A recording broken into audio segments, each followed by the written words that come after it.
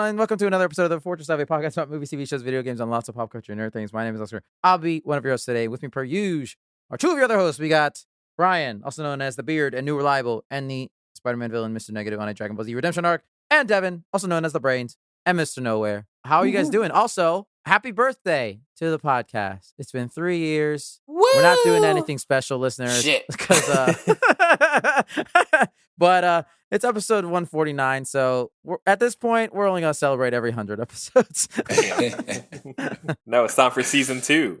We finally finished our first run of our Yeah. first season of the show. Season 2 starts next week with... I don't know. Oh, with Deadpool and Wolverine. There you go. Yeah. Oh. They made booty I'd actually controllers. have to go see that. Yeah. Yeah.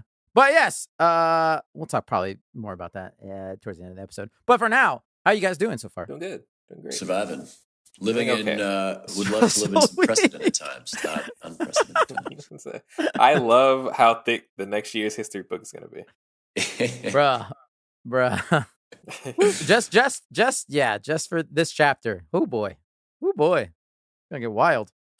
But yeah, so listeners, it's just the three of us now. Alex wished he could be here, but he could not. But I might share some of his thoughts because I did watch the finale of the show that we're going to be talking about in our main topic with him. So I'll just try to throw in some of his reactions from what I remember. But for now, as usual, you can check the time codes for all the spoilers and things, sections you want to skip and everything like that. But for now, guys, should we just get to it? Because we got a big show and hop into our May 1st segment of the week. Let's do it. Yeah, let's do it. News talk. Yeah, this is the most important news in the U.S. This is the most important. But there actually are some headlines. All right. First piece of news for the week, listeners. This is from THR. Apparently, even though we've heard reports and rumors in the past, apparently Marvel is going back to, the drawing board and the well of good things in the past of the MCU by getting the Russo brothers back potentially for Avengers 5 and 6. AKA 5, whatever they're going to rename it, because it's not going to be the Kang Dynasty anymore, obviously, and Secret Wars. I thought this was interesting, considering, they definitely said that they are not doing it, even though the Russo brothers were like, we really want to do Secret Wars. Marvel was like, no. For some reason. In my head, I'm like, why not? Let them do it. Why not? They made you $1 billion. Budget for it, I guess. Yeah, but would it cost $1 billion too? Sure. It's going to cost $1 billion every either person way. in there? Yeah, I mean, the Kang Dynasty being so fucked up made them to pivot so hard that it just doesn't even matter. They can do literally anything at this point. So why not do it? Right. Yeah. This is good news in my opinion. I mean, obviously, look, they've done some of the best movies of the MCU. They did Winter Soldier, Civil War, and the 2 Avengers movies. Probably to some people, top 4 MCU movies of all time. Those 4 are up there.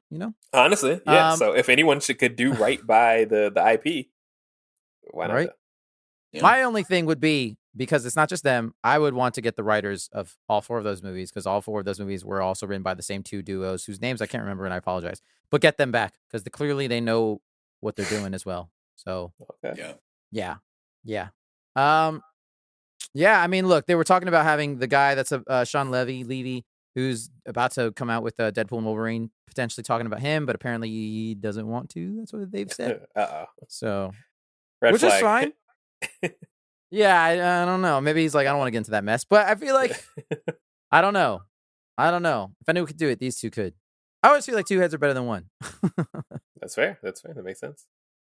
Yeah, no, I'll be cautiously optimistic at this point. I have really low expectations, so anything is better than what I've seen over the past 3 or 4 years. Honestly, I think they kind of need to that might start, benefit. Yeah, exactly. And I think they need to start hyping some Avengers stuff again, because other than Deadpool Wolverine, there's been zero hype. Who's gonna be the Avengers now, though? We can't have a bunch of women. Men hate women. Well, wait, who's left? Look, so they need to, for fucking sake, it's been 5 years, I feel like. They need to make Shang-Chi 2. What are we doing here? True. That's a good. Has it been? That's a good start do for sure. No, that movie came out probably 2021. I believe so, okay, yeah. 3 years. It's got to be less than 3 years old. I think it came out. It's either 2021 or 2022. I think it's 2021. could be be. honest. It could be 2021. I think it's then. I think it's 2021. That sounds right. Yeah. Yeah, definitely need to do some more Shang-Chi, for sure. Crazy. So you got him. You got whoever the hell is going to be Black Panther. You got... Is that her name? I doubt. I mean, look, established they had a kid at the end. They're going to use some time travel shenanigans to make that kid a man, and he'll be Black Panther. That's what they're going to do. But in the meantime, until they do that, they got Shuri. We just got to keep her away. They got to, from the internet, from political opinions. That's what I was saying, man. Just maybe else? Roll with her one more movie. Yeah, maybe. Captain Thor Marvel, Brie Larson doesn't want to do this shit anymore. Oh yeah, Thor. I forgot about Thor. Thor's still there. You can put Blade in here. Just don't explain it at all. Blade will never exist. It's never gonna happen. Blade is not gonna happen. It's just never gonna happen. Damn, you know what they're gonna turn Blade to? They're gonna turn Blade into an ABC show week to week. It's not even the gonna be on ABC Disney Family Plus. show. It's gonna be on ABC. Yeah. It's gonna be on Hulu, and you can watch it all at once. Oh God. Ant-Man. His Ant-Man's kid. Maybe. Look, we're playing with the not even the B team. We're in the C, D team at this point, guys. We're getting tertiary characters at this point. They got one line. Yeah. So, Deadpool and Wolverine, they're putting a lot on this movie. Yeah. They really need the X-Men to come rolling in. Yeah. But look, we'll see. This movie will be years away, but sure. Hopefully this is a good thing. We're talking 2028 at the minimum, which is crazy. I hate thinking that far in the future. Yeah. Let's just go year by year. Let's just go movie to movie. Let's figure this shit out. Let's try to get this together. All right. Next piece of news. Oh man, we were looking to the future with the MCU with this one. This next piece of news has no future. Most likely, because Paramount Plus, they announced they have officially canceled the Halo TV series, the much beloved Halo TV series, 2 seasons. It got right up to the point where the Halo is going to start and they fucking cancel. It got right to the point where Halo becomes Halo. And right to the point where the first game actually happened. And they were like, fuck it. I mean, so was it funny. the best part? Because we hit the part that I thought would have been really interesting. They had the fucking main character sleep through it. Fuck this show. This show fucking sucks, dude.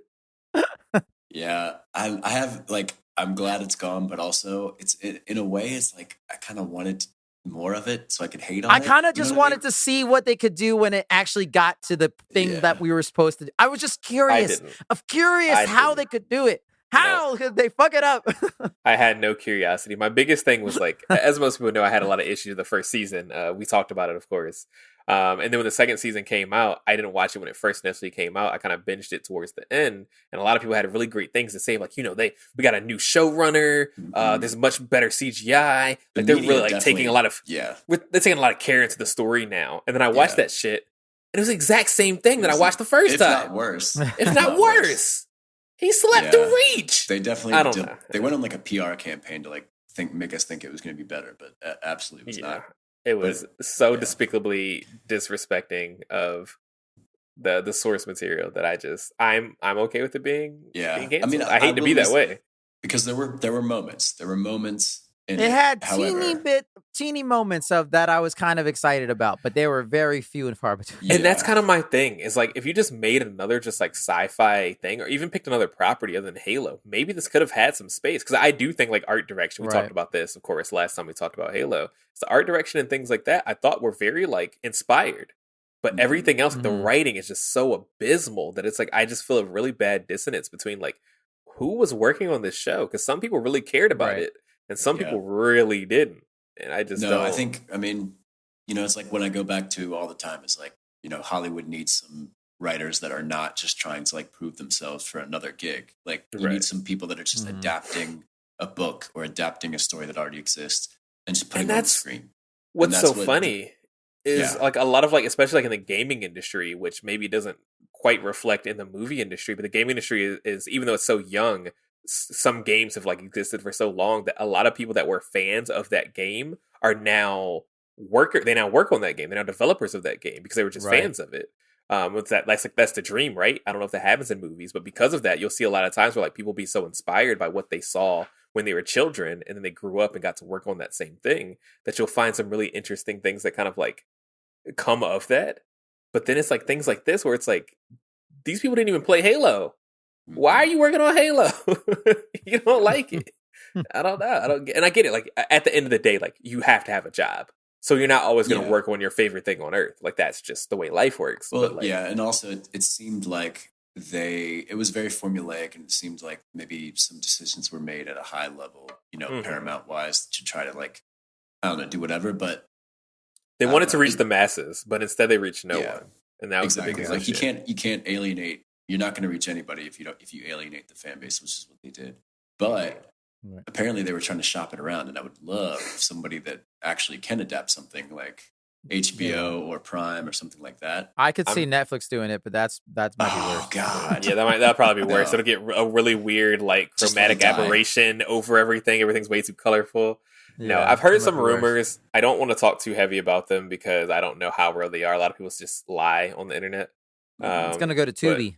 But yeah, I'll imagine it's gonna be filmed in a fucking 2-bedroom apartment from now on. Freebie. No, Freebie but there are TV. people that seem to be interested in potentially picking up the IP and maybe fixing it. My biggest thing would be would they scrap everything and start new, or would they try to continue the story from where it left off? Honestly, I could see them started over, scrapping everything, starting new, but kind of going the spiritual successor route and just continuing from where this left off, which is perfect because it's just Halo. Just start from Halo 1. Just start Halo and be like, yeah, that one's a part of this. But also, it doesn't really have to be because who gives a shit, I wouldn't mind that, honestly. Yeah, but I would love to see it, but I will miss hating on it because that was the only point of watching it. Again, like, I don't know if I've talked about this on the podcast. I've talked about this to Brian a lot off pod, I think. I love when shows end or get canceled because it's just less shit to watch. That's so sad. Like, finding out The Boys is ending in season 5 was one of the best days of my life. I was like, oh, thank God. That's 10 hours of my life. I will get back to... Not that, again, these are not because I hate the Boys or anything or that, but it's just time. There's not enough time in the world. Life is fleeting. It's too short. True. And 8 hours of this Halo TV show, I could honestly say I don't need to spend another 8 on it. I'm okay. Yeah, it's just not worth it. As curious as I would the be. Biggest thing. But hey, HBO, come on in, please. There's no fucking way. They would do such a good job. They would do such a good job. I was gonna say they don't have like a space show, but they're about to do Dune, and that they're gonna be like, that's close enough. We don't need this Halo shit. They shouldn't do Dune and should instead do this. Dune is less interesting to me than Halo is. Agree. Not even with a hard bias towards Halo. I just don't think Dune is that interesting to have a world expanse, like a lore. Yeah, I don't know. We were gonna talk about that trailer, listeners, but we cut it because there's not much to say. So fucking care. I'll watch it, but man, I'm really trying to care. All right. Maybe we'll see Halo. Sorry, Master Chief. Yeah, 2 seasons. We're sorry. Maybe we'll see you in the future at some point. Next piece of news. Bethesda Game Studios, makers of famous games like Fallout and The Elder Scrolls and Starfield. They have officially become the first Microsoft game developer to fully unionize, which is very, very cool. Love that. More of that is needed, I think. Mm-hmm. Absolutely. So that's means just a fun little highlight. Whatever next Bethesda game comes out will be better than Starfield, because that game was mired in a lot of mishandling, a lot of development hell, a lot of hiring issues, a lot of firing issues. So maybe we can avoid all that and have a good game made in a time frame that makes sense, that also allows everyone to have a work-life balance. I'm about to say, the only thing is, if the next game comes out and it sucks, people are going to be like, oh, no. Well, I mean, Elder Scrolls 6 has to come out someday. They gave us the fucking teaser 6 years ago. That's so stupid. It's so dumb. I'm going to hate that what shit. if the next one comes out and it's even better than Skyrim? That'd be so sick. I mean, so far, all of the Elder Scrolls games have been better. 12 times instead of 8. And I will buy that shit on my calculator. I don't give a shit. Skyrim fucking slaps. Morrowind slaps. Oblivion slaps, which they're making a remaster of as well. All those games slap. Are there any continents left that they can make? Like maybe the Argonian world or something? Yeah, I suppose. I have no idea. Yeah, I mean, they could. What about the Bretons? Or is that where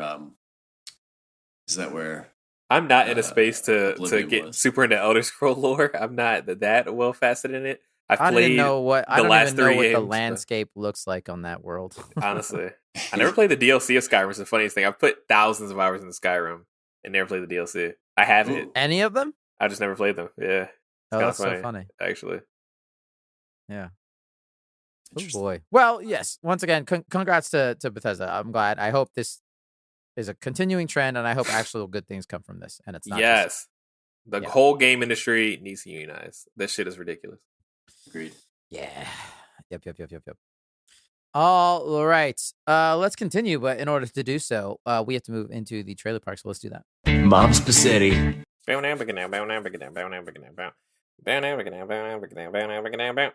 Trump All got right.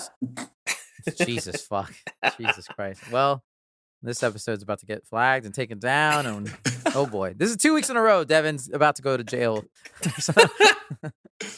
Listeners, we are in the trailer park. We got a couple trailers to talk about this week, so let's get to it. First one being for the first trailer, or no, we got a teaser before. So trailer for Joker 2 Electric Boogaloo. This trailer, we got some singing, guys, and you know how excited I am to see a bunch of losers go into a theater and have to watch a musical. I'm very excited for that thought. Look, again, I'm not the biggest Joker fan. I'm probably just as excited as I was the first one, which was like excited but not over the moon with, and I was kind of just mildly okay with the movie as I came out of it the first time. But I'm excited about this in terms of just like visually. I think it's going to look very interesting. Obviously, Lady Gaga's in it. I do wonder if she's actually real at all in this movie. I still think she is going to 100% not exist at all, but I don't know. Either way, what kind of Oscar-nominated song will she write for the Joker movie? I mean, it looks interesting, which I'll take it. In a world where a lot of the shit's been so, especially like, I don't want to say superhero movies because obviously it's not that, but it's based around superheroes. Like it looks very different. So that's something to be excited about. Outside of that, like you said, I kind of feel with you the same way that like I do think that the original Joker was an interesting kind of like biopic on like mental health and things like that. It wasn't saying anything new. It wasn't saying anything grand. No. But it was interesting.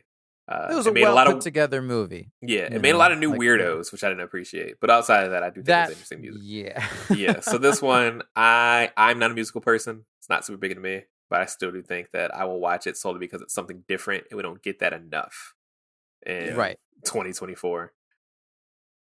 Yeah, I mean, say what you will about DC, but they do commit to doing kind of, sometimes they try some stuff and sometimes it doesn't work, but sometimes they're forced to because they have run out of things to do. I mean, that's my big thing about like Marvel is my biggest criticism is that when they do have new fresh ideas, they water them down because they're too afraid to go too far south, that they'll be like, well, we gotta remind you this is a Marvel movie, and it's like, okay, well, that's my least favorite part, is the part where you made it a Marvel movie.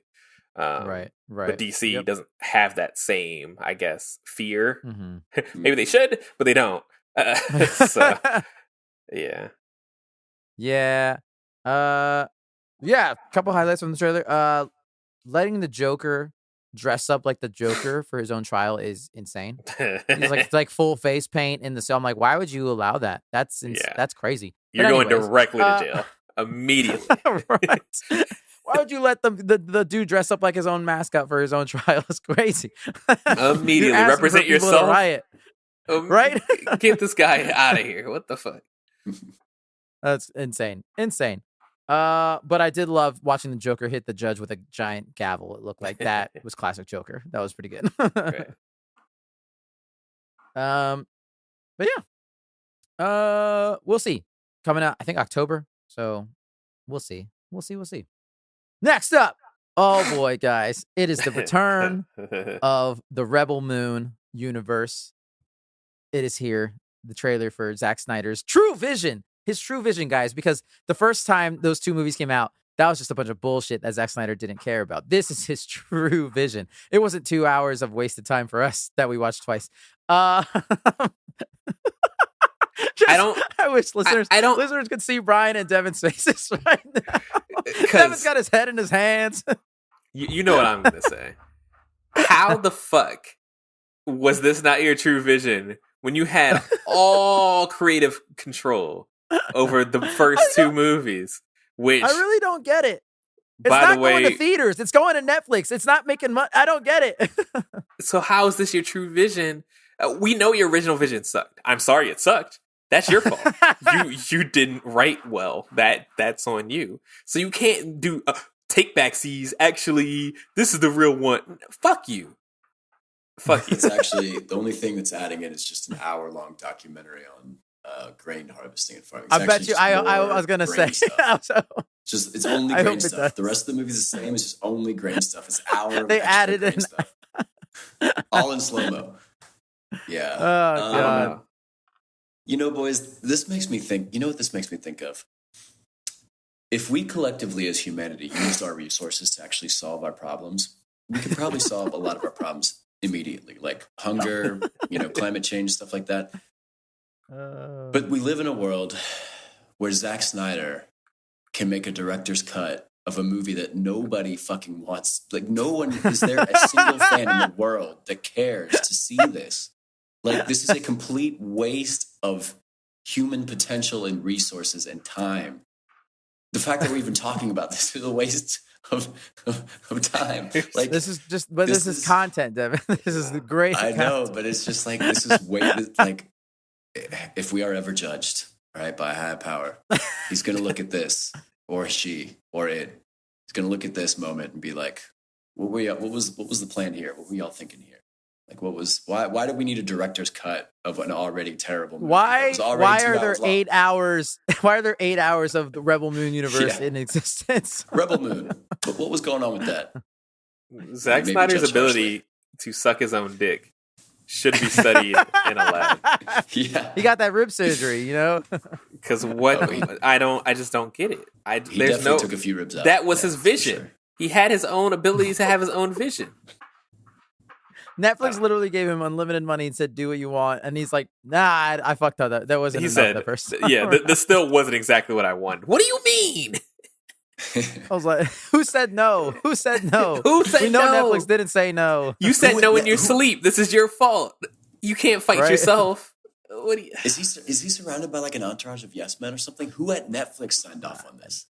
It can't have gotten more than 10 views. I know. And we were 8 of them. We were 3. I was about to say. But like, man, I don't know. It's just so wasteful. It's my favorite things are like, obviously, like this one's always, every time this happens, this is always going to be the quote unquote rated R version. So there's going to be more nudity or sex and blood. Cool. Wow. I love how the first time around these were called Part 1 and Part 2. Now they're chapters, and he's changed the names of the chapters. So Chapter 1 is now Chalice of Blood, and Chapter 2 is Curse of Forgiveness. Oh. I just want to know why. What happened? What's going on there? Are there only 2 chapters? Because I don't think there's going to be a Chapter 3. Right. We need less from you, Zack Snyder. We need less from you. You're not as smart Look, as you think you are. I will say there was a shot in this, and I will give him this. There's a lot of shit that I don't remember. Granted, maybe I just was asleep or whatever. I don't know. But there's a lot of shit in this that I was like, I think that's new. This is all very, like, a lot of this is very new. And there was one shot where I was like, I don't remember that. So I'm excited for this. Is where the robot dude, the only highlight of the whole movie, the robot man, it looks like he's getting busy stabbing dudes with those antlers on his head. I was like, that's dope. I'm excited. That's cool. I mean, listen, that is funny though. It's like the time we already invested into Rebel Blue Moon, it might have been in the original cut. We don't know because it was so boring that I forgot it. I sat on my phone quite a bit for the first one, especially. The first one was a big struggle to get there. Fucking bad. And you can watch this new cut. It'd be like, oh no, that was actually, that scene was in the original. It's like, what? Oh, like that's new. I thought that was new. Yeah, that's I don't know. I think it comes out August, very soon, both parts. Okay, are you watching this? I'm not watching. Oh, Devin, this. Devin, we're talking about it on the podcast. You have to watch it. I'm not watching Devin. this. Devin, you have to watch this. You have to watch both parts and write a book report on them. How long is and it supposed explain to be? to me the differences between this and his not true vision. Yeah, how long is it supposed to be? I don't know. I'm assuming they're each 2 hours. I hope they're not much longer. If they're both each 4 2.5 hours. hours, ooh, I don't know. No, they're both 4 hours. Sorry. Hey, oh listen, God. You know what's gonna be hilarious? Is when we come back, we say we watch it. I'm like, boys, this has completely changed my outlook on This is the greatest cinematic masterpiece. Like, oh my gosh! Could you Everybody that did like imagine? the first two, they just didn't understand it. They just gotta see. You just gotta see this one. Y'all can quote me right now. I will literally eat my own underpants if that is if that's true. Oh God. I love talking about Rebel Moon. Oh, Jesus Christ. We have a podcast to run right now, and we're stuck talking about this. Oh, we're talking about Rebel Moon. I know. Let's move on to our final trailer of the week. This is for The Run Got Next. It's a video game that was just announced. It is by some ex-EA devs, but they've saying it is the spiritual successor to none other than NBA Street, a fucking franchise that I do not know why EA would ever get rid of it. Why would they ever do it? Same thing with Blitz. What is wrong with you? I don't understand it. But I loved NBA Street. NBA Street. I used to play that shit all the fucking time. I don't even like sports games, and I played NBA Street quite a bit. So it was so good. It was just that says everything. Yeah. Looking at it, it looks a lot like a mix between NBA Street and Jet Grind Radio, kind of like at least the characters we saw in the trailer. They were cell shaded characters, of course. I don't believe they were cell shaded in NBA Street itself. It was cartoony, but it wasn't cell shaded. And then just some of the art styles kind of looks very like Japanese influenced. So I found that kind of interesting. I don't know how much of that. I'm kind of thinking like Into the Spider-Verse. Kind of looks like they took directly from that. Yeah, potentially. That's a little pretty bit popular right now. But yeah, I am not uninterested. That's for sure. It looks pretty cool. Yeah. I hope it's fun. I hope it's good. If not, I hope the sequel is actually good, because I feel like that's typically what happens with games like this, whereas the first one's like, it was okay, but they need to fix some shit. And then the second one comes out and it's like, all right, they got their shit together. Right. But it still bums me out that obviously they don't have the NBA license, because I could have just imagined playing with the current roster of NBA players and shit. Mm-hmm. Like having LeBron James have like the old man super move or some shit because he's the oldest player in the world. Some shit like that. Cool. Having Giannis in there or Luka, like it would be pretty sick to have a modern day NBA Street. Like I don't know how that fucks up like their contracts or anything, but I wonder if they can get like certain endorsements with like a few characters. I feel like obviously they have all the characters in NBA Street, but it'd be nice to have like maybe like a LeBron, bring back a classic Michael Jordan, something like that. Right. And kind of do something around that kind of aspect. They were all in that original NBA Street. Man, Jordan was one of the best. Yeah, they even in that game, they had like the originals. They went old school as well. I'm pretty sure they had people like Larry Bird and shit like that. So, and then you had people like Sonic the Hedgehog, and Mario were also in the game. I mean, that would actually be cool to have kind of like a Space Jam kind of situation. There's just like all kinds of people in there. Yeah, that's what I think I would like. And I miss like console exclusives. Like we had like in Soul Calibur and NBA Street and things like that, where it's like, if you bought the GameCube version, you get fucking Mario. And if you get the Xbox version, you get Spawn. I think that'd be really cool for something like this. I don't know what the PC version would be. Fucking what's a PC character people like to let? I don't know. Doesn't matter. Only PC. Yeah, I mean, well, I was going to say that it would be like through the stores now. So like if you get it through Epic Game Store, it'll be this. If you get it through Steam, that's it'll fair. Be this. Like, Yeah. But it looks fun. All they got to do is nail the gameplay. If the gameplay's fun for a sports game, that's what you got to do. You got to have, it's got to be fun. Honestly, again and again just fucking copy NBA Street. Just make that again. Who cares? I'm hoping, and I think what's probably going to end up happening, since it's not like a very well established studio, is they'll probably release a demo of some sort, if not an early access. Mm-hmm. And I think that would really give a lot of people like a tell of whether or not this would be a game worth wishlisting or pre-ordering. Yeah. We'll see. We gotta get some more sports games other than EA ones. Mm-hmm. Come on. All right. Well, that is the Trailer Park, listeners, which means that is the news, which means, guys, shall we now move into our main topic of the week? Please, Oh, I boy. beg. All right, but first, guys, we are trapped in yet again another fortress. This is the fortress where one we haven't been before in some ways.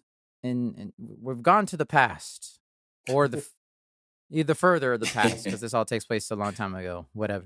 Because we're trapped, but it's because we're in the fortress of The Acolyte. What if twins weren't twins, but were kind of twins, but weren't born, but are test tube babies? Where's Michael Jackson? And also, I still don't really understand it, but we'll talk about it in spoilers. I don't get it. You are me. But together we look at the stars. I forgot. I already forgot. A quote attributed to nobody.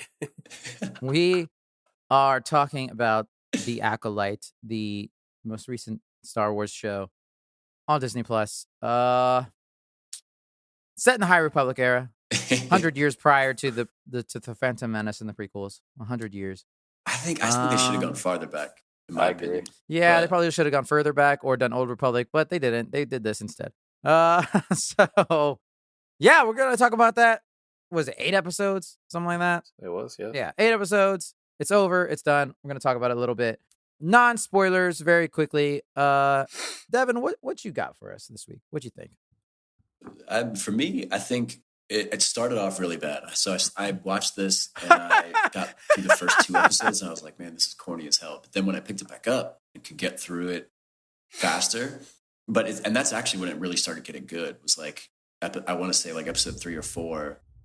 I did get into it by the end. I think the story, I started enjoying it. There's definitely still some campy stuff that I wish they had just it felt like kind of like Marvel. They just like felt the need to just throw some Star Warsy campy stuff in there. And I wish they had just gone full dark tone and just like kept it real adult and like dark, because they did, some of the stuff was really good and on that side of it.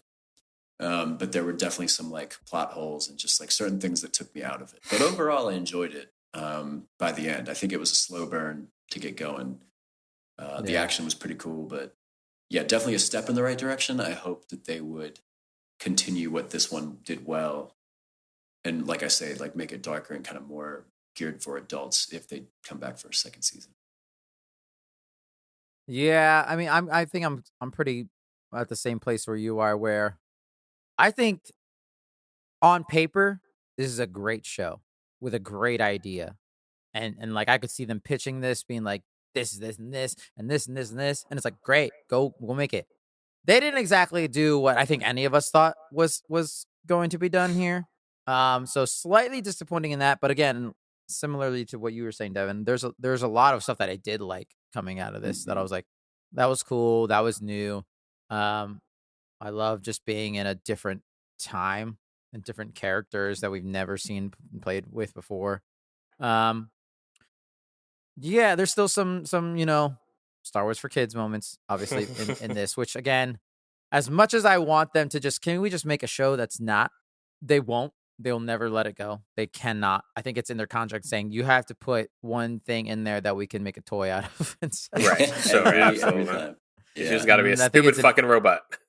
Everyone's contract. It's either a robot or an animal. We are a stupid fucking animal that doesn't speak English. Yeah. So other than that, like I did enjoy. I liked a lot of the characters. Some of them less so than others. But it definitely got very adult at times. So we'll talk about spoilers. Where I was like, this is violent. This is not something. This is not. Now it's not for children. This is incredibly violent. But yeah, I think by the end I just kind of was left. And I'm glad I did hear rumors that, or no, not rumors. The creator talking about how they wanted to save a big reveal for season 2. And so when I read that, I was like, oh, so this is not going to end in this season. And so I had read that before the finale. So I was like, it honestly helped me prepare for not everything to be resolved, or really anything to be resolved that much in the finale. And so, because if I hadn't known that and I watched this, I would have been more upset than I was, because I would have loved just a beautiful 8-episode miniseries that just ends We never have to talk about it. And in the end, it was just so well done. But obviously, they won't do that, and they want everything to continue for forever. So I was a little disappointed with that. And there's some things where I'm like, I don't know what's happening that we'll talk about. But yeah, choreography was great for the most part. I thought some creative new stuff. One of the things that I know, I'm sure Devin fucking loved that we'll talk about. But yeah, Jedi Kung Fu. I'm into it. Brian, what you got? Which it's so funny because I think our opinions are so far away from the internet's opinions right now on this show, which is really funny to me. My expectations were low. They came in low. I was about to say, what is happening? I know what Star Wars is, and I've accepted what Star Wars is, and I know what Star Wars will never be. So because of that, my opinions have definitely changed drastically in canon Star Wars lore or mainstream media that has to deal with Star Wars. Because I think everyone's favorite thing is that they like a lot of Star Wars that isn't canon, and that's why they think it's such a good, strong, whatever story. It's not true. George Lucas couldn't write himself out of paperback, and anything past that, Disney's even worse. So it doesn't matter. I thought it was really fun. I really enjoyed it, and I almost feel a little bit opposite to you guys. I definitely liked it more than I liked Ahsoka. I liked it more than I like the most recent season of Mandalorian, Boba Fett, Obi-Wan, everything except for Andor. We don't even talk about Boba Fett. Oh my God. That's not a real show. That's just Mandalorian season 2.5. I liked it definitely more than that, and it was an interesting story that definitely kept me interested. The thing that was really kind of like where it was lacking is like, of course, it's in a story that we haven't seen before. Some of the things they definitely borrow from other like Star Wars Legends kind of stories. Knights of the Republic is a little bit borrowed from, definitely. Things like that was kind of like, I'm not seeing anything new here, but it's still interesting enough to keep me watching it. Where I feel a little bit different from you guys is, and of course, I watch this as kind of a binge as opposed to week, so I definitely changed my opinion. Honestly, I think that's the better way to watch it. I agree, because honestly, the episodes are short enough that I'm not like sitting a whole hour anyway, that it was like, I am watching this and I can just move on without like having to like feel like, was that a good episode? Was that a good feeling? So because of that. Also, because some of the endings in these episodes and the pacing are fucking abysmal. Yes, the pacing in the beginning was bad, and I was worried that the rest of the show was going to be bad because of that. Because I was like, oh, we're doing Obi-Wan all over again, where nothing is going to happen until the last two episodes. So when I got a little bit more into it, I was like, okay, we're actually doing some shit here. But I do think that like I didn't really get critical or like annoyed until the end, because some of the storyline shit kind of flopped in a weird way to me that I was like, we spent time on this to hit this. Like this is where, because there's two big twists we know in the show essentially. Maybe three if you want to. Whatever, we'll talk about it. There's a weird moment that I'm like, we should have left this out completely, because that gave, I don't know, it was stupid. But yeah, there's two big twists. One was really obvious. The second one was not as obvious, but still kind of ended up in like a weird place of like, that's a little plot hole-ish of like why this thing happened. And I didn't really like that that's what happened. But other than that, like I was able to really move that aside as a whole and be like, I enjoy what I'm seeing. The choreography I thought was way better than Ahsoka, which is the last thing we saw before this. Where it's like, God damn, this is what happens when we actually have good people to do this shit. And yeah, I just think that was probably like the action part really carried the parts that felt low for me to the point that I was like, okay, this still feels good. So yeah, that's good. Yeah, look at that. Brian's fucking positive on a Star Wars property. Yeah. It's been so long. It's been 84 years. Yeah. Episode 3 was the last time I've been positive about a Star Wars. It's been since 2003. Yeah, I mean, look at that. I love that. I mean, because I definitely think I'm more positive than negative. It didn't blow me away in the sense that like, holy shit, I need to immediately go watch it. Granted, I did go watch again some of them fights because they were fucking sick. I was like, I want to watch this again. But yeah, all right, we loved it. Go check it out. Let's get into spoilers. I will say from moment 1 in episode 1, when Carrie-Anne Moss fucking ate it, I was like, oh no, oh no. Yes. Was this a marketing? I was like, there's no way. Please, for the love of God, no. Yeah. I was really worried about that when it kind of came to a whole, because I had known her having like a role in this, and I figured it was going to be a pretty main role. Right. And then she died. There were definitely some like with her like in that first fight, and also later, like I think Soul does like kind of a Matrixy kick, but there was definitely some Matrixy kind of influence. Yes. Oh, yeah, absolutely, 100%. This was very Crouching Tiger, Hidden. I was gonna say Jedi. yes, absolutely. Between that and like the Matrix, and it was kind of one of those situations where like I thought if anything she wasn't gonna actually be dead with what happened, because I was just like, there's no way she's the master of the master. Like she is that woman. Well, as we know from modern Star Wars, a little flesh wound in your chest that's fine. You can heal from that now. So. Just kidding. No problem. Jeez. Apparently, you're just choosing to die if you die from that. So what we've established is that people in the past were weak as piss. Yeah. They couldn't take it. Qui-Gon couldn't take it. Homegirl in this series couldn't take it. Trinity couldn't take it. But modern day people, look, it's like our world. Modern medicine is crazy. Yeah. People in the sequels have survived far more grievous wounds than a little knife. Yeah. So I was definitely glad that I was like, okay, good. Even if she's only here in flashback form, I'm glad that she's not in. It wasn't just a marketing ploy completely. Sure. It was cool seeing her as a Jedi. Like, it was pretty sick. But I will say, man, you can see it coming from a mile away, her death, because I'm just like, why can't the Jedi multitask? You're supposed to be the most powerful beings, but she saves one dude, and I'm like, she's gonna throw some other shit at you. What are you fucking doing? Bro, I swear that guy was just sitting there watching the whole thing, like, fucking go outside, run, hide, do literally anything else. And like, that man was just like, ooh, what's gonna happen? Yeah. We've literally seen the Jedi multitask. You can force pull two things at once. Right. You have two hands. Like, come on, grow up. I don't get it. And again, I do wonder if it's a thing where, because similarly to the prequels, because the Jedi were so like at their most powerful, no Sith, they're like, we don't have to. How hard are they actually training? I mean, honestly, it's the same thing with like in The Boys, where it's like, Homelander's never been in a fight, so of course he's gonna get a fight. He's gonna get his ass beat because he's never actually fought anybody because he's had no reason to. Right. So is it the Jedi the same way, where they don't know how to fucking handle difficult situations? And I think they do, like media literacy rise. I think they do kind of show that in May's fights with the Jedi that she's killing. Is that a lot of them underestimate her, because the first thing they say is like, "Why don't you have a weapon?" And then all of their attacks are very like Aang from Avatar: The Last Airbender, where they're not striking, they're only defending. Where they're just like, what's going on? Like, don't touch me. Like, I'm going to defend. Right. And then they end up getting caught off guard because of that, because they don't expect her to be as strong as she is. Like if they were trying full speed, they'd be getting her. Exactly, because that happens a lot of times where they just kind of like end up just deflecting her and be like, what the fuck are you doing? And then they die for it. So I wouldn't say that they didn't explain it away. It just kind of felt goofy, because it's like, I would think that at some point you would realize, my life is in danger. Like, something. I mean, look, I think we'll probably talk about this later in this discussion, where I don't know if Star Wars, if they're doing this on purpose, but man, they are really hammering home the Jedi just suck at their jobs. are just constant buffoons. Like, never good at anything, really.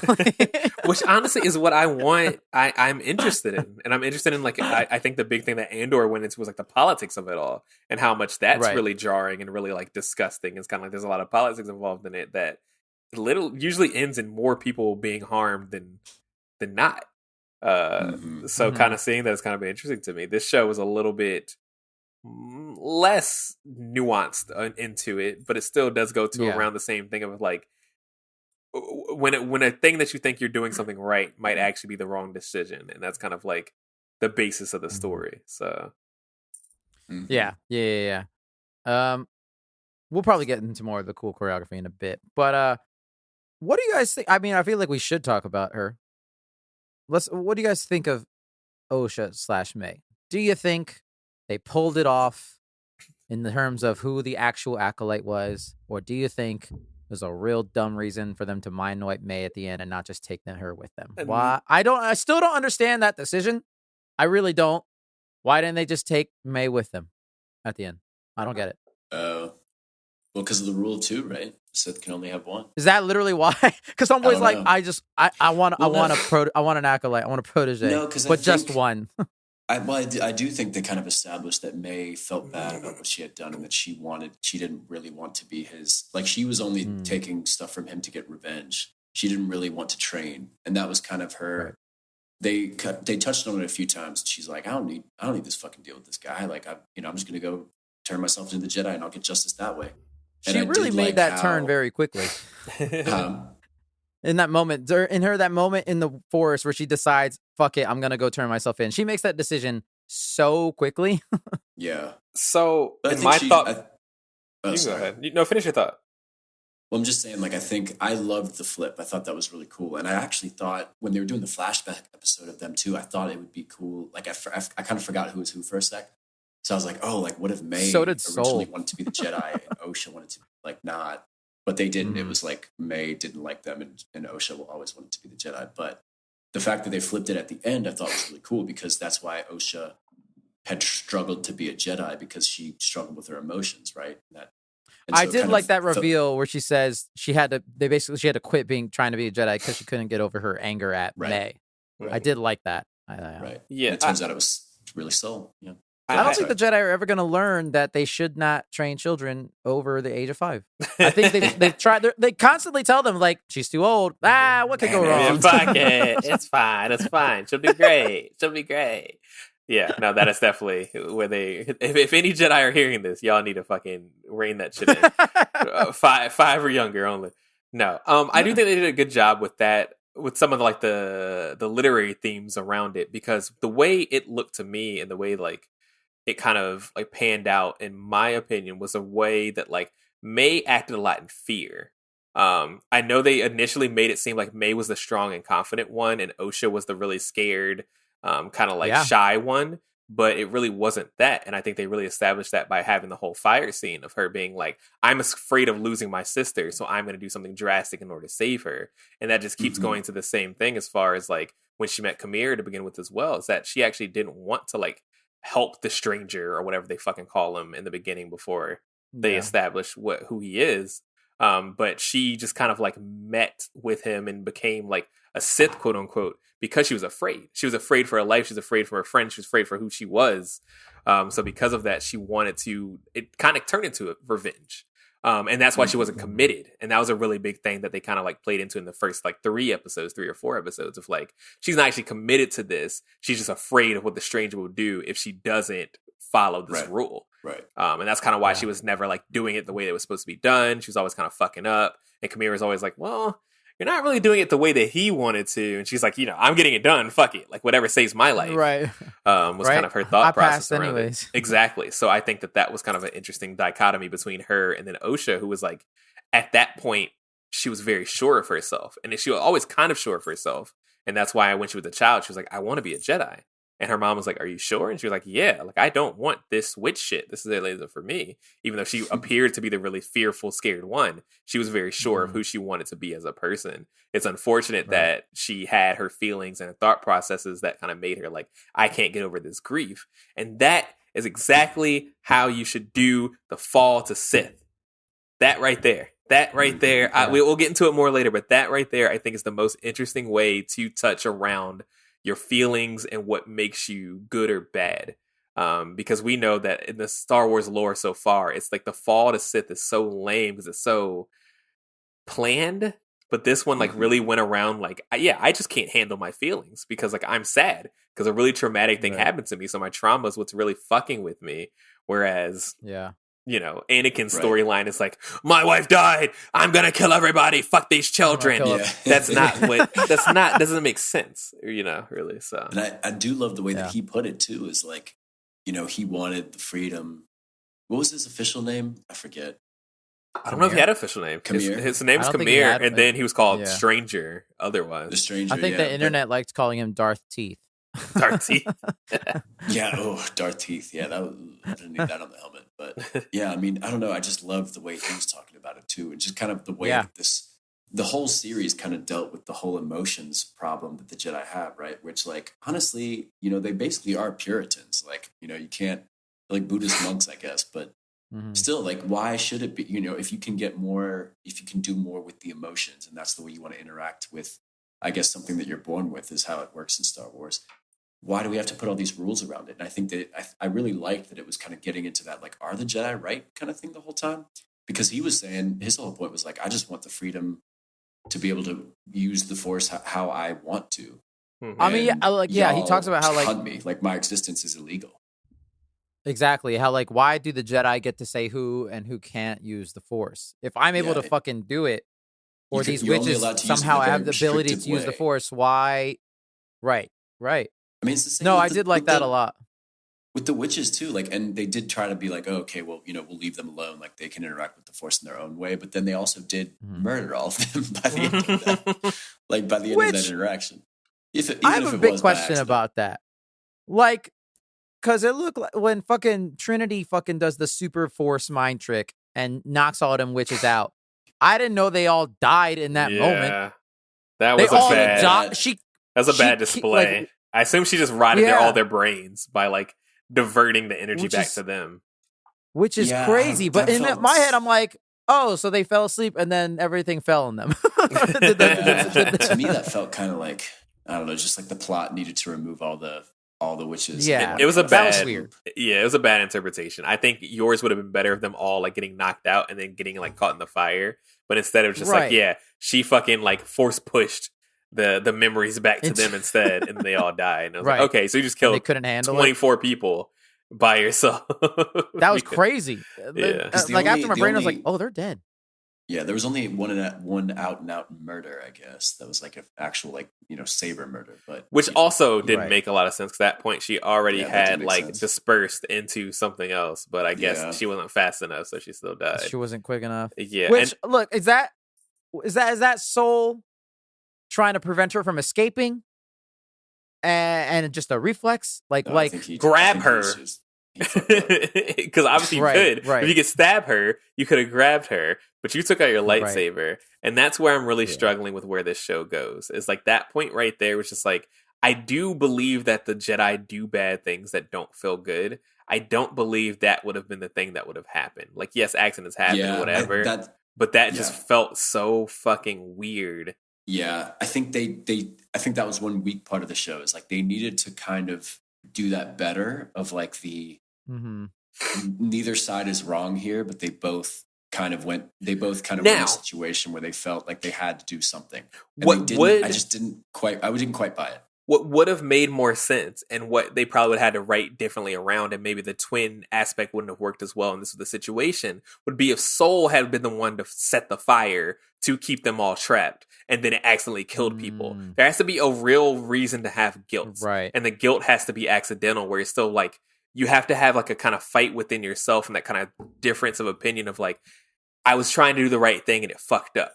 That's what he kept trying to say. I thought that's what was going to happen when the first flashback happens and we see that May set the fireball. I was like, and Soul has like this weird look on his face. And I was like, clearly this is not the whole story. And I thought that when we went back to it again, I was like, oh, it kind of was pretty much the whole, that's pretty much what happened. It shouldn't have been May. It should have been Soul, or it should have been one of the Padawan or whatever. It should have been someone else that they think they're doing the right thing and then they fucked up, because May setting that fire just gave too much. What's the word I'm kind of looking for? It just gave too much of a scapegoat for Soul to like really fight with his feelings, because that was the big thing. The big thing was like the dichotomy between, we think it's between the two twins, but it's really between Soul and Osha, of like, should I tell someone when I did something wrong if it was to protect them? It's a Joel Ellie situation. Should I say that I did something wrong to protect you, or should I try to keep it to myself? And what's kind of going on there? And that's kind of the interesting like fight between them. But when it was something where it was like, yeah, I stabbed your mother because she was going to start fighting people, that kind of defeats the purpose. Where it's like, right, yeah, like he jumped the gun. Yeah, he jumped the gun. If you're truly a peace loving, and also we don't attack. Apparently, we don't attack the unarmed, and she was definitely unarmed in that situation. So. She was armed with the Force. Yeah, but I mean, I think guys, it was just. I don't think we talk about enough. Right. Yeah. Because I don't think we talk about enough. They needed him to kill their mom so that Osha would eventually kill him and turn to the dark side, because that was kind of the whole point. Yeah. But like, again, like I think they just could have done a better job of like conveying why both sides thought they were right, and that it was just heading towards this like tragic conclusion. I think that moment, maybe the blocking just needed to be a little different, and maybe some specific things in that scene could have been different to change that. But it just lost me a little bit in that moment. But guys, I don't think we talk about it enough that the Jedi are cops. I don't think we talk about it enough. Put in their Jedi nose. are cops. they put their nose in business they don't need to be in, and then they end up making situations worse. And that's why it's like, And- I mean, the ideal situation. If they could easily say that, and I would believe it. Like that, this was a metaphor for our modern day cop society. It's like, oh, I believe you. I believe you. right. Yeah, I think the best way they could have gone about it is if they went through the whole thing, like they had the whole issue where they're like, we need to fight back to these people, and then Soul's like, we need to get these children out of here. Let's knock out these women, and then steal these children. They knock out the mother, and then like I don't know. He either makes a fire himself or trips up and makes a fire and then kill them all. And then he feels a lot of guilt about it. And he's like, I can't tell the council about this because I fucked up. And I think that would have made an instantly better story because it has to really, it sinks home better. The main thing they made was a red herring, but it was a red herring for no reason. And they do this a couple of times where they just make this like false kind of like weird thing that it's like, it doesn't add to the story, but it definitely takes away from it. Like the whole May thing of like, oh, well, she's a bad person. Because when you saw back in the day, she did this. One, she's fucking like 4. So like, what the fuck else is she gonna do? She doesn't think she thinks in absolutes, of course, because she's a child.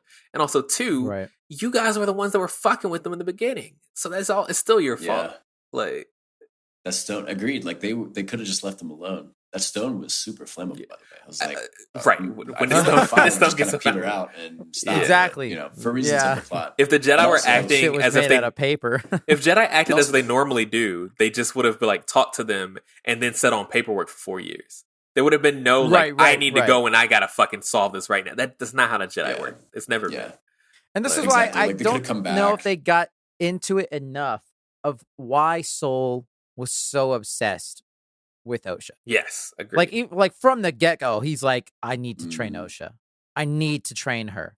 Yeah. But also to the degree where there was a point where he thought May was Osha. Like he says the wrong name, and it's like, bro, wait, do you actually know who the fuck you're talking? Like, do you actually like?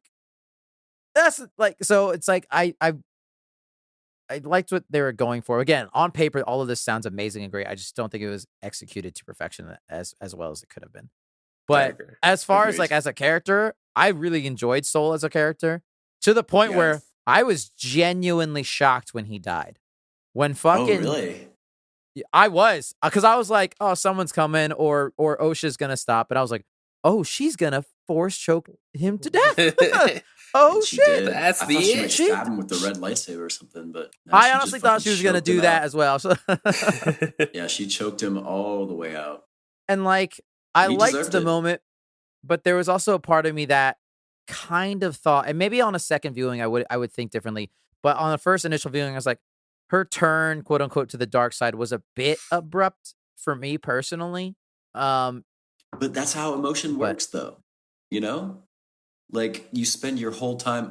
For me, it worked because she spent her whole like life conflicted by the fact that she couldn't wrestle with her emotions about, you know, how that whole situation went down, and then she finds out, like, you know, as this revelation that like, oh, it was Soul's fault the whole time. You thought it was like May's fault, and you were blaming your sister.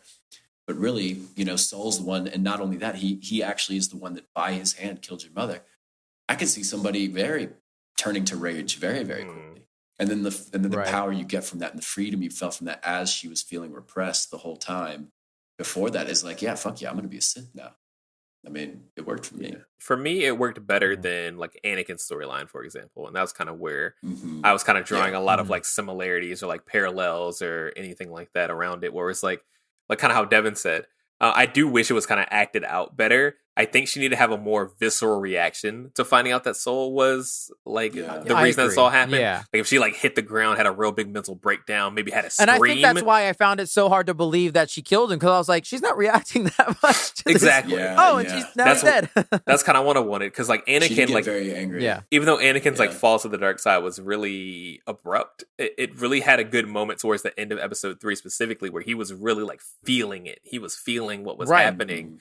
And she was just kind of like, is that true? And the next thing you know, she was bad. Where it's like, I want to see you like maybe hit to your knees and really like cry, scream, like just feel like that pain. And then the bleed.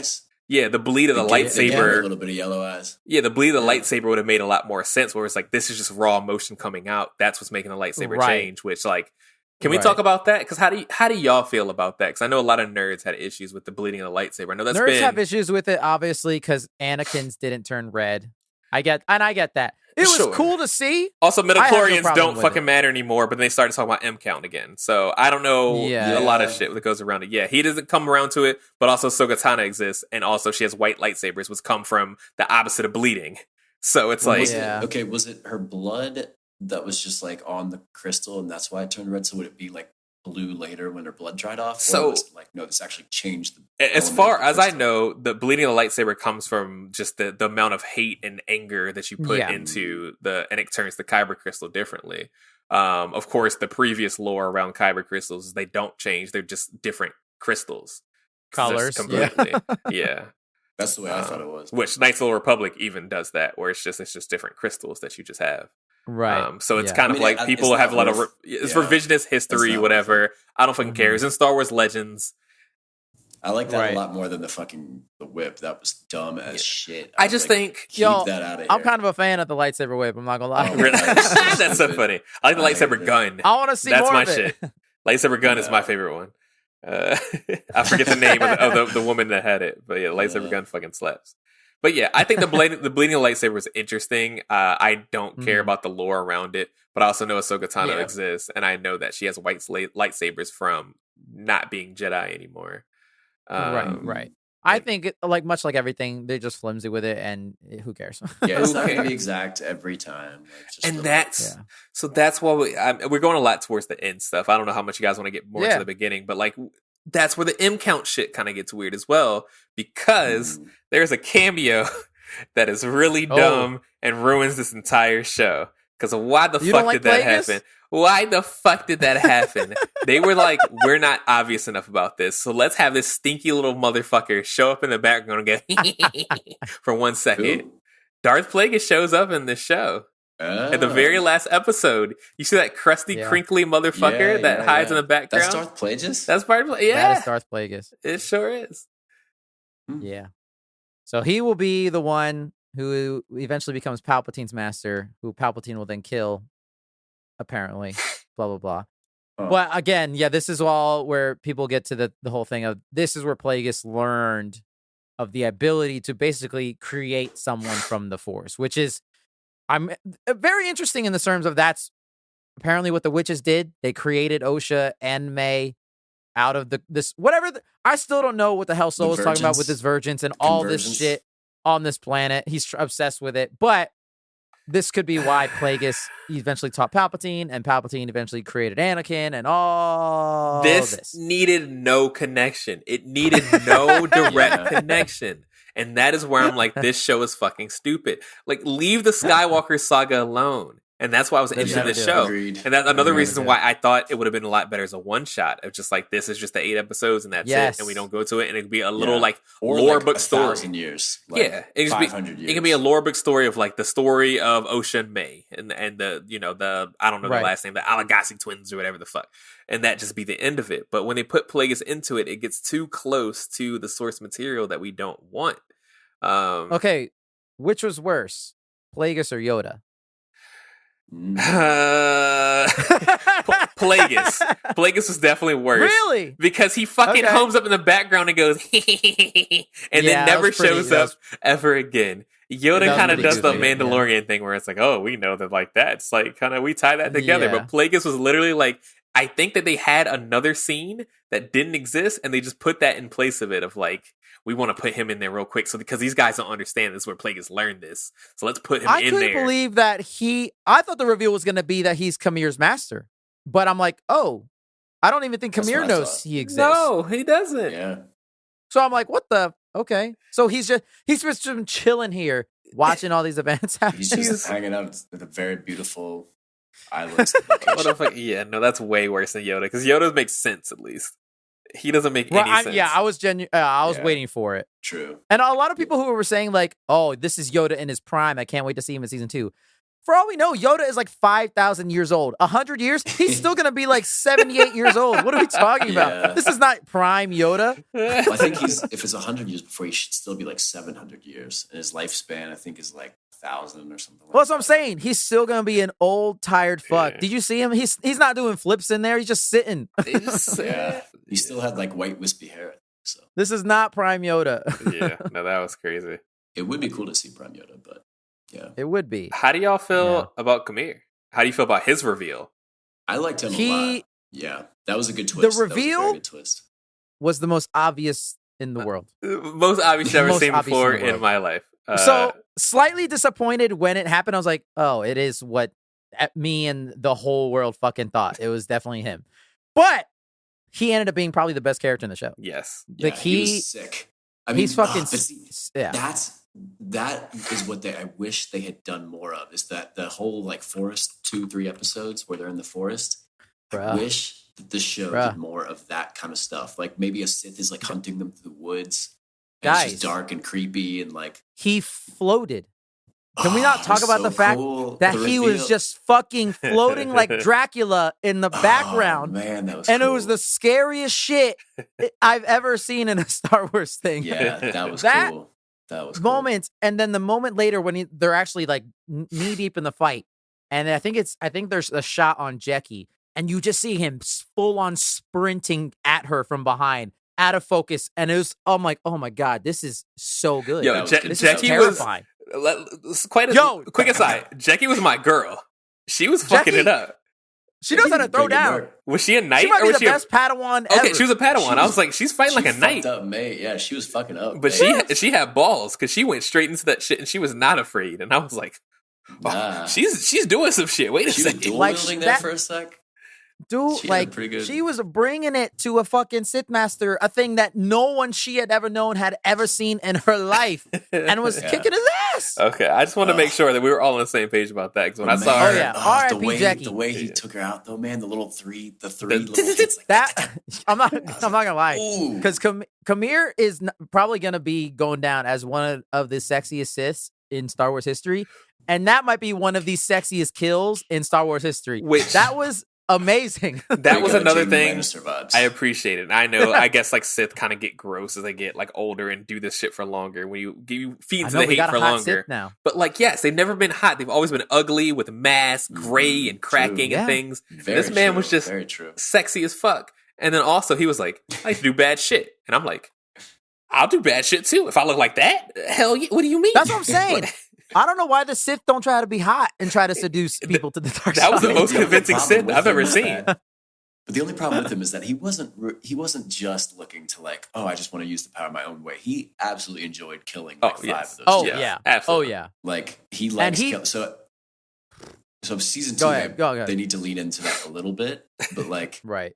You know, that like it's not all just like, oh, I'm just persecuted for, you know, trying to use my emotions when I use the Force. But no, he definitely enjoys it. Yeah, he enjoyed because, and again, like I still think the Jedi should have done a little bit better, like, or just maybe they choreographed, because they kind of choreographed it when he was fighting multiple at the same time, like in the trees a little bit. You couldn't really see what was going on. So although he did one of the coolest things where he stabs a Jedi and then Force pulls another one onto his lightsaber. That's some 300 shit. He just yeah, that was crazy. He just fucking kebabbed these 2 Jedi. It was crazy. Listen, man, Soul must have been just doing a numbers game. Like those guys must have been like administrators. Like, that's what I'm saying. Jedi, like, you get a lightsaber. It's like when you like security. Soul, you get a gun, but you don't actually get to use it. Yeah, he would have lost easily if he'd been fighting 5-6 souls. But these guys were but I mean, that's where they taken out. Yeah, that's where they kind of nerfed him as a whole. Was like Soul didn't seem like he was strong enough to fight Kamir, but then suddenly, whenever they fought, he got like weaker, which kind of pissed me off. But it was whatever. Mm-hmm. Yeah. But no, Kamir was doing some cool shit. I could lean towards it that Soul is clearly the most emotional Jedi in existence in this universe. And so to me, it's like you were saying, how most of the time they're Jedi, they're just playing defense. And I think at one point when Soul started playing offense, especially in the final episode in that second fight, he just goes to town on him. Yeah. And he just kicks his just kicks his ass. Mm-hmm. And I think that was another interesting way as well, because it was like, and that's the thing that I just don't feel like they had time to do it, but they just allocated their time weirdly. Whereas like Soul's emotions and him kind of struggling to be a Jedi was interesting as well. It was really interesting to see him put love above all else, and kind of an Anakin moment where like he was becoming kind of like what he feared because he was so cherishing of Osha specifically. Mm-hmm. and I wanted to see kind of more of that, and I just really didn't explore it much to the point where it's like Soul honestly wasn't really a main character of many of the episodes, if any. Yeah. I feel like he kept getting sidelined by everything else. Soul annoyed me the most when every time he'd come on screen, be like, "I have to tell you the truth," and then it would be 4 episodes later. He proceeds to not tell anybody the truth. Holy shit! Can we just get to the story? Yeah, it was that kind of thing where it's like I really kind of wanted to see like what made him so emotional and why he was really struggling, because obviously he wasn't just like a normal Padawan or anything like that. I assume he was at least a knight. I mean, you know, he didn't have his own Padawans yet, but like he was getting towards that level. So I kind of wanted to really see. Well, I think they even talked about it. He's definitely a knight, but I think the green lady, she talks about how he's not allowed to have one because he's too emotional. Exactly. I mean, he's not allowed to have one. And that was the thing they kind of said in a passing, and like even like Karen Moss kind of like jokes with him about it as well. It's like, that's why you don't have a Padawan. And I was like, well, yeah, because that's who says it. Yeah. And it was like things like that where it's like, but it's like I just kind of want to see more of like what he went through that made him so cherishing. Like honestly, an easy storyline would have been to have him lose somebody, and that's why he's so cherishing of this girl. Because he lost somebody in his own life, maybe a little sister or daughter or something like that. Yeah, maybe that's a little cliche, but Star Wars is cliche. Do some shit like that. Give him a reason to feel this way. But I almost feel like they like kind of forgot to characterize his character, and just like, this man loves Osha. Why? Because he saw her one time and she liked Jedi. Okay, it's a little. I guess. Whatever. I mean, the way like I did like how all the Jedi just talked themselves into like what, you know, covering it up, right? Like it's like the road to hell is paved with the best intentions, right? Like, you know, even Carrie-Anne Moss gets in on it, like, well, you can't, because Soul at one moment it was like, oh, okay, I'll tell the council everything, and then Carrie-Anne Moss is like, well, then they'll take her away and like it'll all be for nothing, so like we got to cover it up, we're all complicit now. And like just like the way they just logic themselves into like, okay, well, you know, it's okay, like it's okay that we're doing it this way because we're doing the right thing. And it's like, oh god, just like the way that like, you know, that they think they're so sanctimonious and holy, or, you know, holier than thou, and they can justify themselves as being the good guys the whole time. But really, it's like there are people that would be alive if you had not interfered or, you know, seen them. Like all of those people would still be alive, and those girls would be okay. Very like United States of them. Crazy. I kind of wish they had made it less like the Jedi were not justified, but I wish it had been a little bit more like a little darker. Like when they interfered, like I kind of wish they had, like, witches had actually just like attacked them straight up, and then they like had to just kill them, like straight up kill them in a real fight. Because I wanted it to be like they covered it up, but you could still kind of put the blame on May and like just kind of the situation, because they did brainwash the Wookiee. So like, you know, they're kind of acting in self-defense, whatever. I kind of wish it had been like, this ain't self-defense. Yeah. Like we murdered these people and we're all going to cover it up because it's for the greater good. And I think that would have been really cool. I think I agree with that for sure. Yeah. I kind of wish they'd just gone a little darker there. And also, by the way, they were on that place for 7 weeks and they didn't notice this massive facility. They're like, there's no life that here. Was kind of like, that was insane. I was like, y'all didn't go west or some shit? Like, what? Yeah, we're looking for some facility or some kind of massive power source that could cause us virgins to force. And we've been here for 7 weeks, but there's this giant mountain fortress that is well lit, by the way. And, look, there's people there. That's crazy. Yeah, that was a little, okay, whatever, far-fetched. I love back his to Premiere portrayal. That I think he did a really good job acting that the character. Soul? Yeah, and having a Jedi, having a Jedi that was like nefarious, who was like out, like kind of trying to save his own skin. A lot of the time was kind of cool to see too, because it's like, you know, because he was justifying to himself at the end. He's like, oh, I can prove to everyone that I did the right thing because with the twins there, I can prove that the Virgins was here, and that was the whole point of my mission. You know, and even then he was trying to dodge accountability. Also, apparently, he basically learned English for this role. Just for this role. That's awesome. God, which is crazy. Damn. Yeah. Holy shit. And honestly, it's about time that we've had like a Jedi that's like, you know, Korean or Japanese or something, like somebody from Asia, because like it's all based on like kind of samurai culture.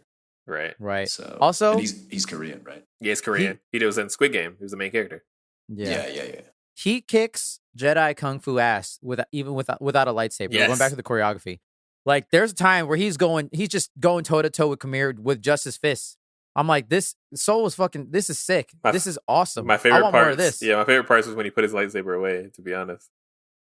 Yeah, yeah. I mean, when he did the giant Avatar Force push, that was pretty sick. That was pretty cool.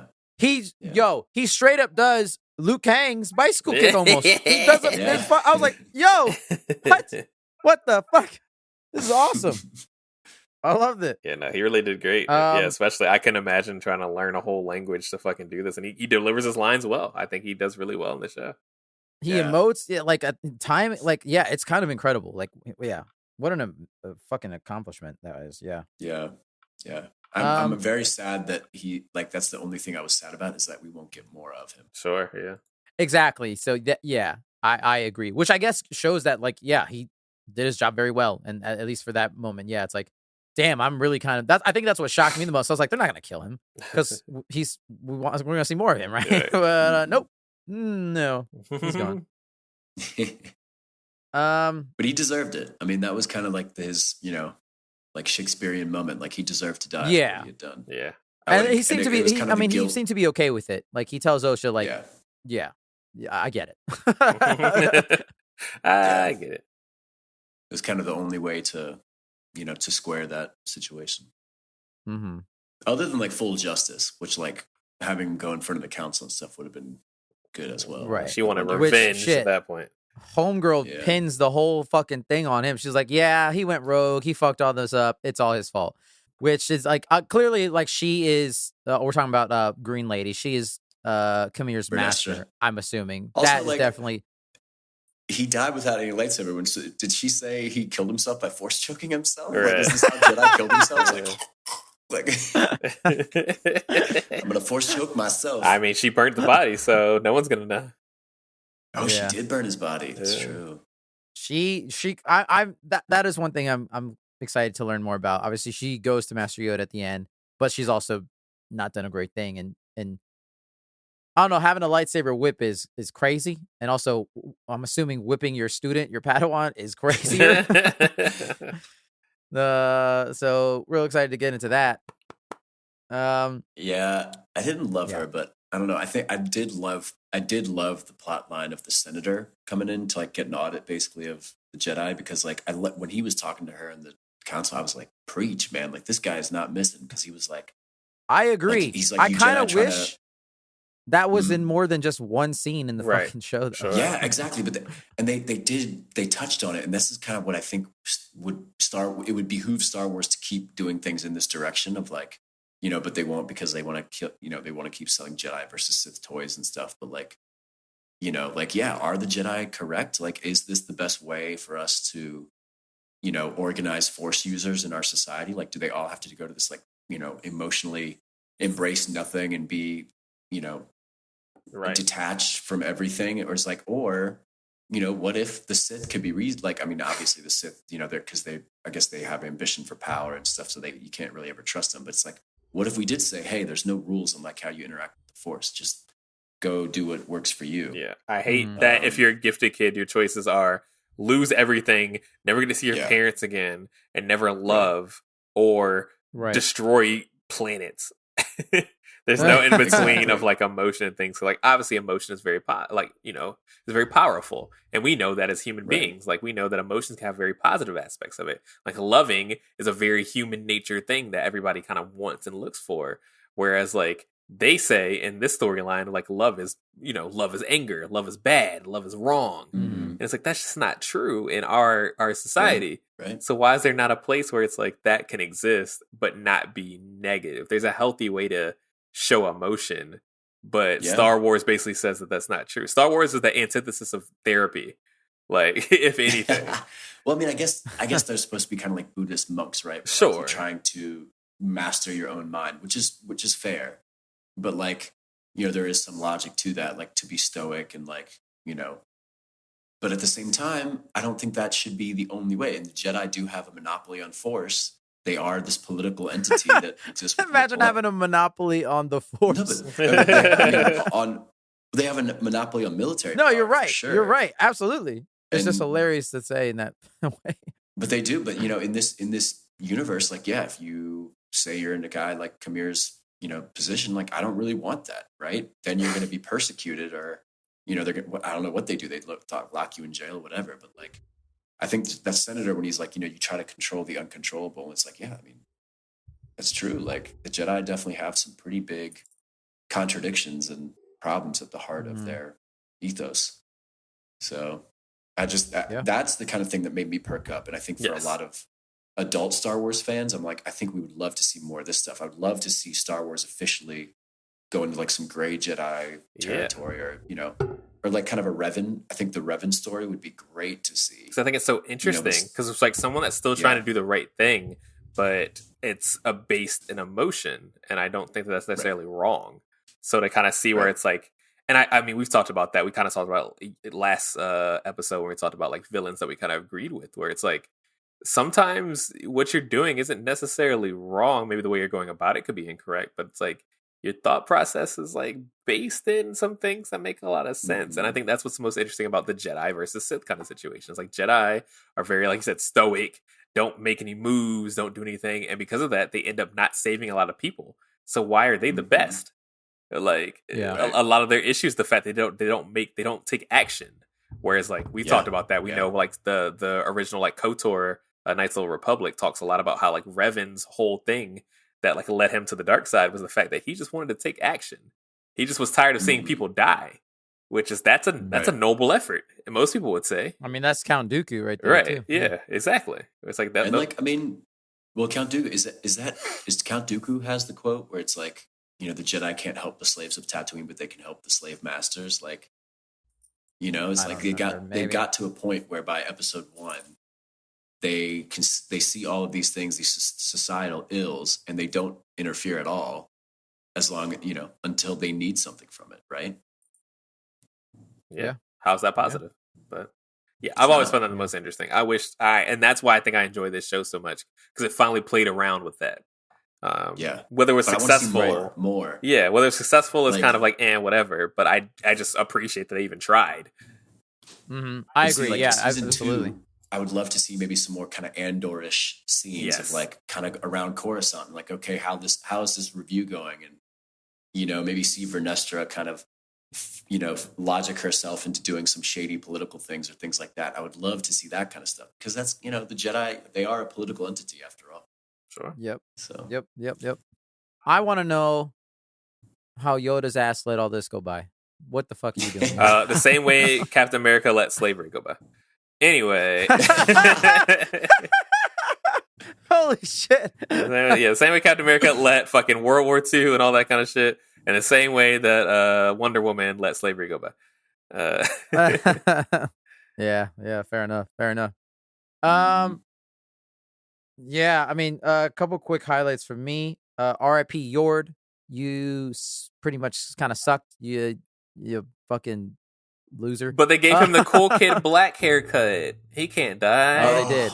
And he had a yellow lightsaber. Sucked anyway, Yord. He did suck. What is he from? I literally wrote in my notes at one point, I think I said Yord needs to fucking learn his role at jabroni. I thought every time I saw him, I thought about Brian because of his haircut.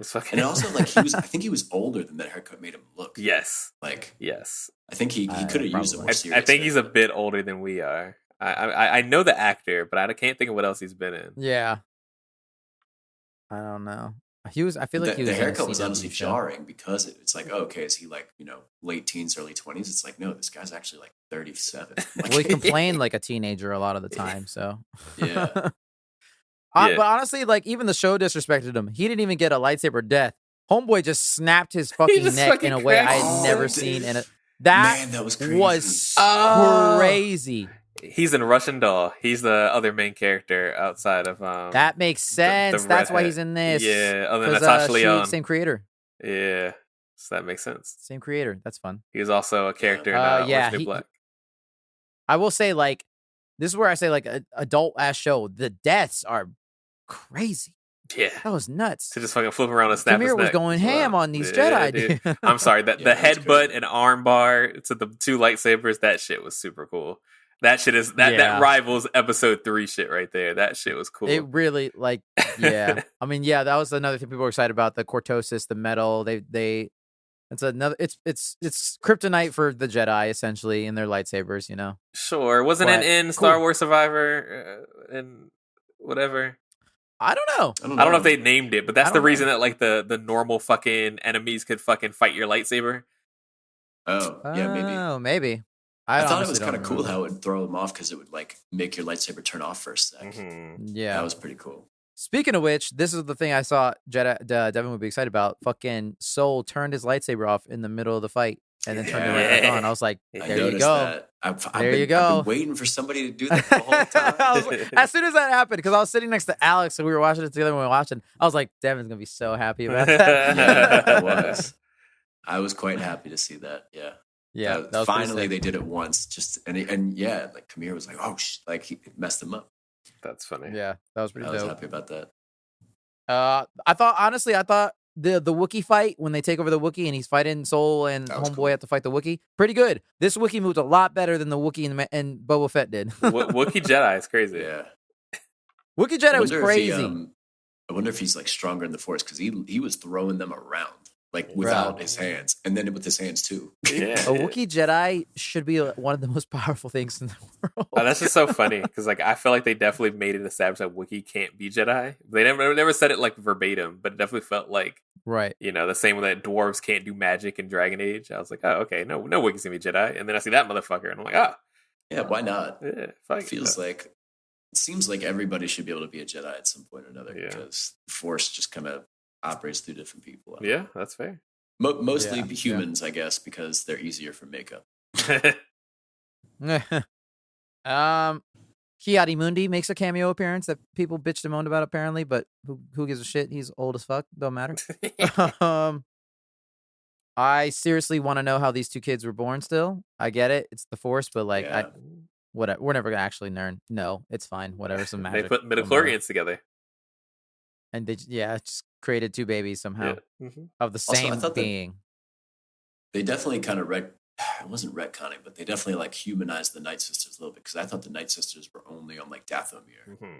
Well, I think they established that these aren't Night Sisters though, because at home I think they say Night Sisters later, and that these are just different witches. Which I thought the same thing. I was like, oh, these are gonna be like the origins of the Night Sisters, even though it's not Dathomir, but apparently not. That is one thing with like Soul's whole, maybe he wasn't justified. I mean, they didn't really give him a choice to like join this guy, and they're doing some creepy stuff. Yeah, do they really want to? I'm just saying, my immediate said no, and that's why I'm kind of struggling as well because I'm going to be curious to what they actually are going to say, like where they came from. But my thought process is what they were trying to say is that these two girls were going to be like basically clones of the mother, the original mother, the black one. And I don't really know what her thought process or like, My immediate thought was she wanted to take over the world. But that was kind of the thing, is that she was too understanding for that to make sense. If anything, the other mother would have made more sense because she was much more on like power than the actual like leader. So like when she died, she was like, well, Osha did what she wanted. I was like, oh, okay. So she doesn't care about power like that. Like she's more cares about her children. So that's why this is a metaphor on she was in a clearly like I guess a gay relationship, I would say, and maybe there's something about adoption in there. She just wanted a child. Yeah, maybe. But they're all maybe they all combine or something. But that would be so boring, though. Yeah, it would be. I don't know. I think they were definitely trying to avoid detection and to kind of mind their own business. But yeah, it was. I do want to know what their plan was like for the twins, for those stuff and things, and I was like, "Listen, man, look, I'm not going to say that ritual looked normal, but no one got sacrificed. Everyone survived, so I don't know. It's true. Who fucking cares? I don't know. I don't know what ascending does, but it didn't look. It happened at night. It happened during a weird moon. I don't know. Listen, the power of one. May ascended, and all she did is become kind of mean, and that was it. So yeah, I don't know.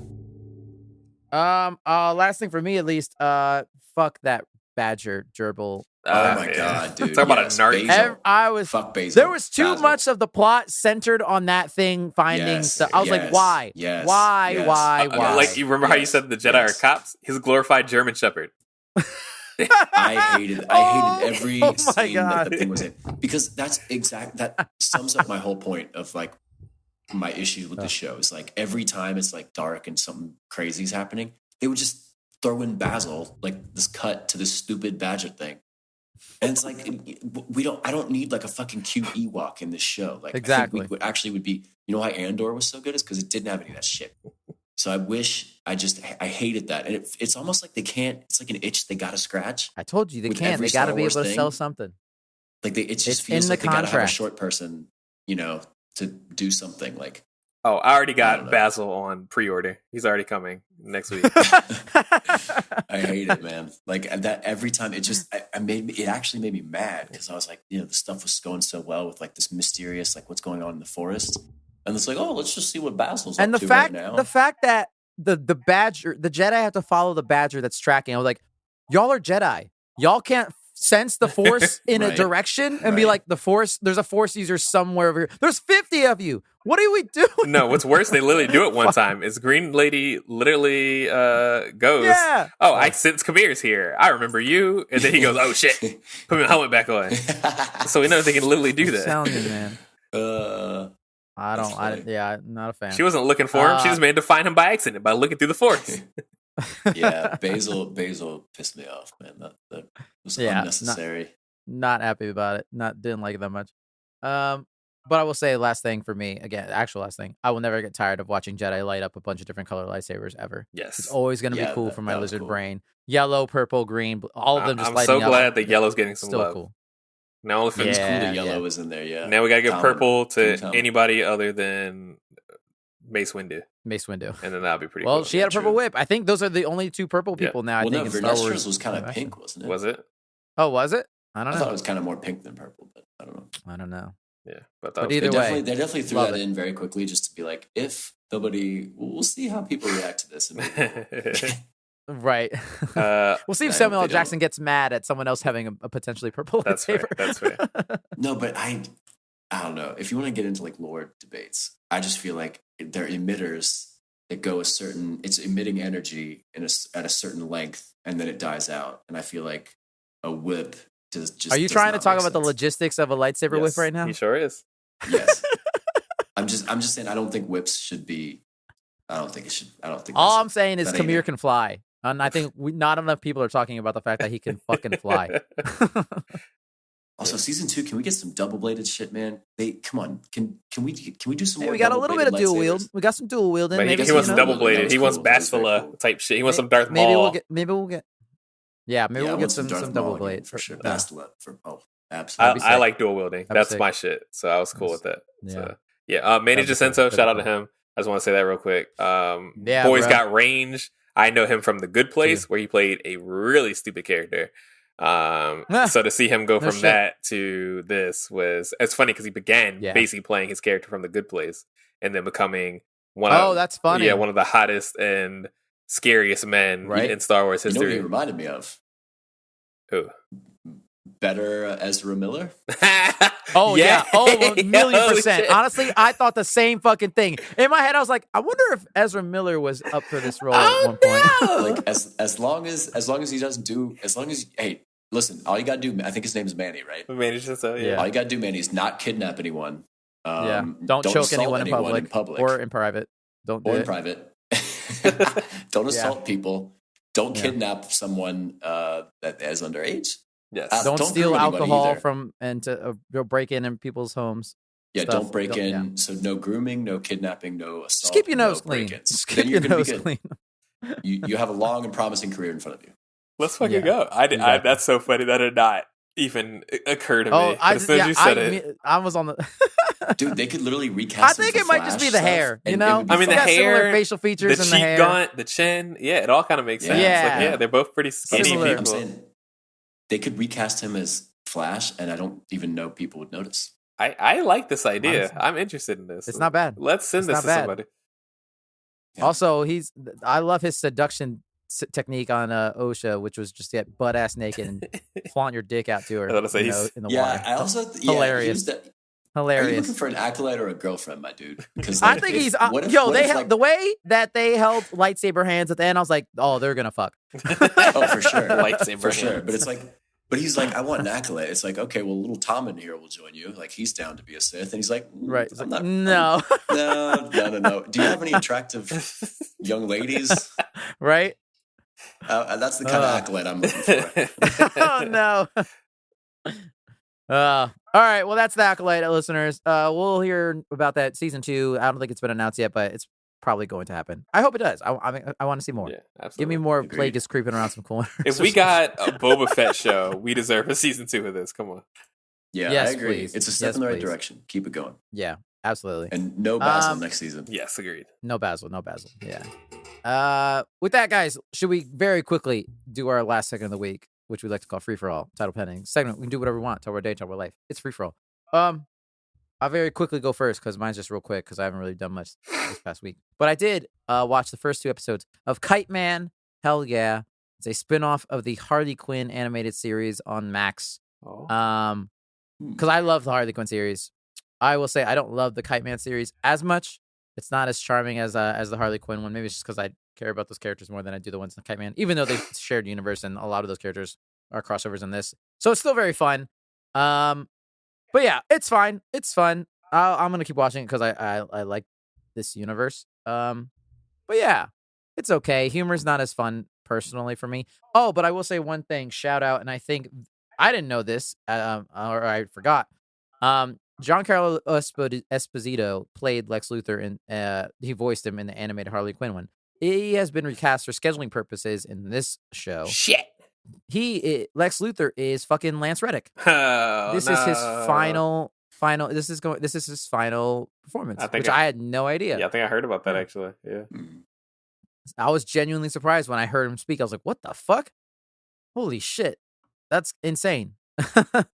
So kind of cool, but yeah, Kite Man, hell yeah, and shout out to God of War Ragnarok. I beat another chapter in hard mode on Final Fantasy VII, so we're almost there. Let's go. I can quickly go, I guess, Brent. Sure, go for it.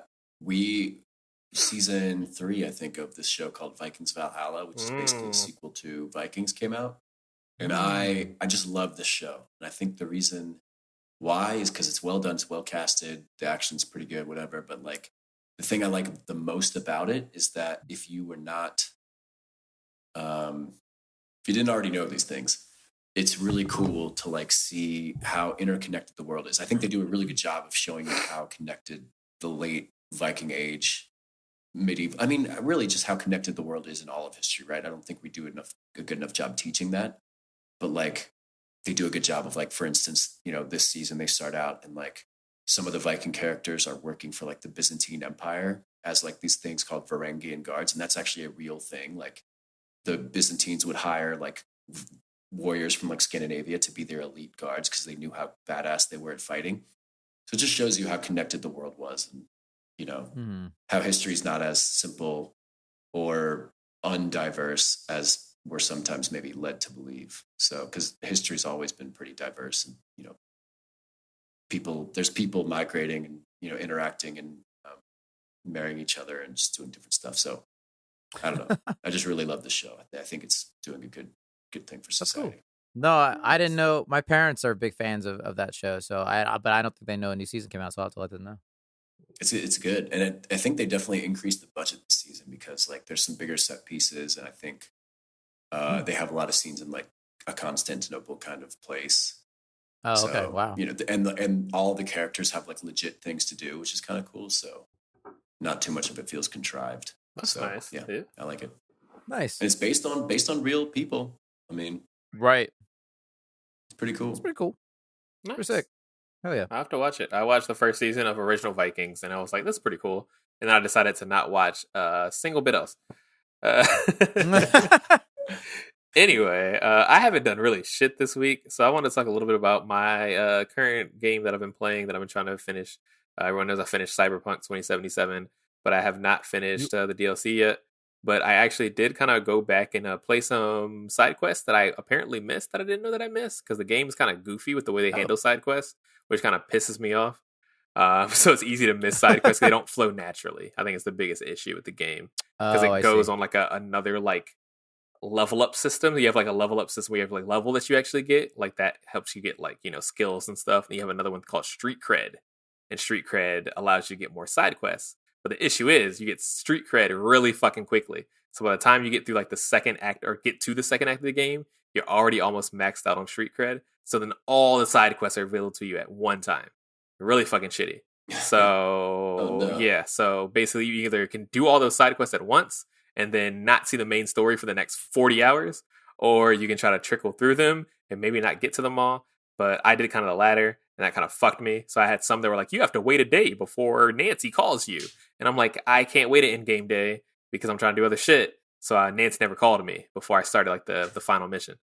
So I did some of those, and it kind of actually changed my opinion on the game, especially around Keanu Reeves' character, Johnny Silverhand, and kind of your relationship with him. Because people that know that I've talked about this game is that like I really didn't like his character because he starts as a dick and he kind of ends as a dick. And he doesn't really have a story arc where he becomes like a better person. But when you finish his actual storyline, it does get slightly better. It's still not as good as I want it to be, and that's kind of unfortunate.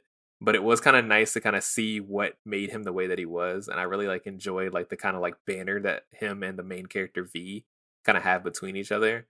And it was really endearing. And I think that this game has like a lot of really good shit that I don't know that how much existed like when the game first came out. But it's like this game has like an interesting and kind of like heartwarming, though sad story. I know you weren't here, Devin, actually, when I was talking about the end of the game. This game is fucking sad. Really? Which like I think if you play The Witcher 3, I guess just CD Projekt Red games are just sad. Yeah. Where it's like Poland, man. Yeah, none of the endings that you have in this game are like happy endings. I guess I should say. I should put it that way, and it kind of goes that way.